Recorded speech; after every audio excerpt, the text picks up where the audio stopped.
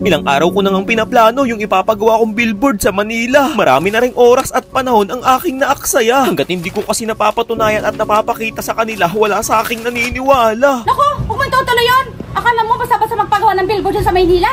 Naku, maisipan mo naman, Sheikh. Akala mo naman napakadali. Naku, oo nga, mahirap magpagawa ng billboard doon. Ako, Sheikh, parang may stress pa ako dyan. Buntis pa naman ako. Hindi nga talaga biro magpagawa ng billboard. Baka marami pang mambas sa'yo ka mo. Ma!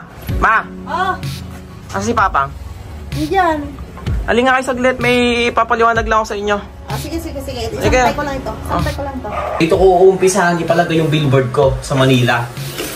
Nung nakaraan kasi tumututol kayong dalawa, ipapaliwanag ko sa inyo ha.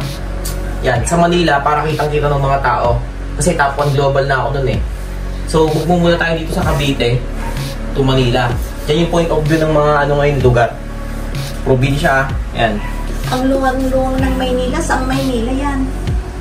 Basta hintayin nyo muna ako, tinuturo ko nga eh. Basta yung billboard ko, dyan natin ipapakabit sa loob ng Manila. Kasi dumadaan dyan yung mga sasakyan eh. Dito tayo sigurado ka ba dyan sa binabalak mo? Kaya ako nga pinapaliwanag mo eh, kasi hindi kayo pumapayag agad eh. Sige nga. Ilang araw ko yan pinag-isipan. Sige nga, tignan ko ba?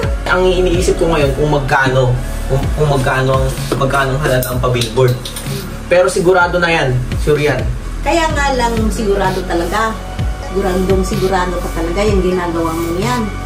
Baka mapapahiya tayo. Mapapahiya. Kaya nga inaaral natin. Ano pa, ikaw? Ano sabi mo?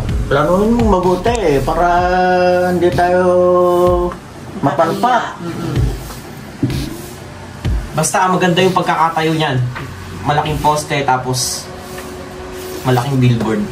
Ang alam ko dyan, may talagang malaking contact ka dyan para ilagay yung billboard mo dyan. Hindi basta-basta maglagay. Oo.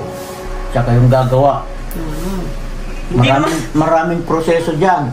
Hindi na gagawin yun. Contract lang yun. Kasi nga, yung tarpaulin, sa akin mong gagaling yun. Kumbaga parang, eto na nga eh. Tapos siyang magtatayo. Yun, ano rin yun, ako na bahala dun. Sige. Wala ka. Kung yan ang alam mo nakakabuti sa'yo. Asan yung tarpaulin mo? Napagawa mo na? Yung ipapabillboard ko? Oo. Wala kayo po problemahin dyan. Oh! Sabi ko naman sa inyo eh. Ganon? Surprise!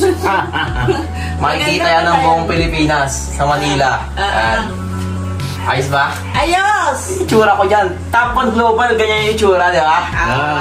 Sige. Ayos. Ayos. Sabi ko naman sa inyo eh. Worth it.